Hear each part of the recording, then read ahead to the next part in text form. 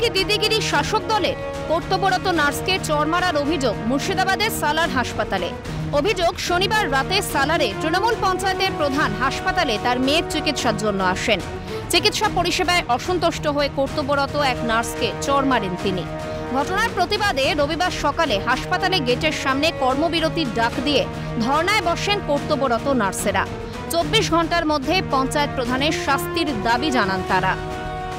তারপর থেকে আজকে সকাল থেকে কিন্তু কার্যত ওই হাসপাতালে যত কর্তব্যরত নার্স রয়েছে তারা কিন্তু রীতিমতো কর্মবিরতির ডাক দিয়েছে। অর্থাৎ হাসপাতালের পরিষেবা সম্পূর্ণরূপে বন্ধ রেখে তারা কিন্তু হাসপাতালের মেন গেটের সামনে একদম ফেস্টুন এবং প্ল্যাকার্ড হাতে একদম অবিলম্বে 24 ঘন্টার ভিতর ওই যে প্রধান তার দৃষ্টান্তমূলক শাস্তির দাবি চেয়ে এখনো পর্যন্ত কিন্তু ঘড়ির কাঁটা সকাল 11টা পেরিয়ে গেলেও তাদের এই বিক্ষোভ কিন্তু চলছে। পেশেন্টের সঙ্গে এসে মনে হয় ওনার মা নিজেকে সালারের প্রধান হিসেবে পরিচয় দিলেন উনি। আচ্ছা, তো এসে ওনার থ্রো এটাই ওই ঘরে ইঞ্জেকশন দেওয়া যেত না, ওই ঘরে মানে একদম চিৎকার করে, আমি যত জোরে বলতে পারছি না, ওই ঘরে ইঞ্জেকশন দেওয়া যায় না, ওই ঘরে চাকরি করা যায় না, এখানে কেন আসতে হবে?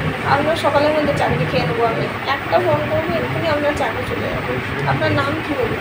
যে স্টাফ ছিল প্রতিষ্ঠা মানবদা, ওনাকে আটকাচ্ছিলেন যাতে আমার কাছে পর্যন্ত না আসতে পারেন, উনি মারমুখী হয়ে আসছিলেন পুরো। ওনাকে আটকাতে ভীষণ দিক থেকে ওই মহিলা তখন ছুটে এসে পুরো একদম মানে আমার গালে এমন এত জোরেটাই থাপ্পড় মারে, আমার পুরো নাকেরটাও ভেঙে গেছে। আজকে ওর সাথে হয়েছে, বাকিদের সাথে সবার হতেই পারে যে কোনো দিন। তো আর রাতে কোনো সিকিউরিটির ব্যবস্থা নেই এখানে চাকরি করতে দিতে চাইছি না, ট্রান্সফারটা চাইছি, যাতে ট্রান্সফারটা করে দেওয়া হয় সেটা। এ বিষয়ে মুখ খোলেন স্থানীয় তৃণমূল কংগ্রেস সভাপতি। যদি প্রধান হিসেবে করে থাকেন তাহলে সত্যি সেটা তার করা উচিত হয়নি, কারণ প্রধান সেই অঞ্চলেরই প্রধান, একজন প্রধান হচ্ছে দায়িত্বশীল ব্যক্তি, অতএব সে তার দায়িত্ব জ্ঞান ভুলে গিয়ে যদি খারাপ আচরণ করে তো দলের পক্ষ থেকে আমি সেটা সিস্টারদের সামনেও বলেছি বা ডাক্তারদের সামনে বলেছি, এটা সত্যিই গরিত কাজ এবং তার জন্য আমি অনুতপ্ত। এখানে যারা আছেন ডিএমসি সাহেবের অবর্তমানে তারা এখনও সিদ্ধান্ত উপনীত হতে পারছেন না। কি সিদ্ধান্ত নেবেন? যেহেতু তারা সিদ্ধান্ত নিতে পারছেন না, তাই আমাদের তো কোনো জোরাজুরি ব্যাপার নাই। নার্স ও স্বাস্থ্যকর্মীদের কর্মবিরতিতে ব্যাহত চিকিৎসা পরিষেবা।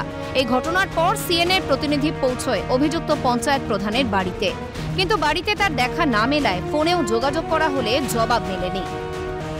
মুর্শিদাবাদ থেকে ভিক্টর বন্দ্যোপাধ্যায়ের রিপোর্ট, ক্যালকাটা নিউজ।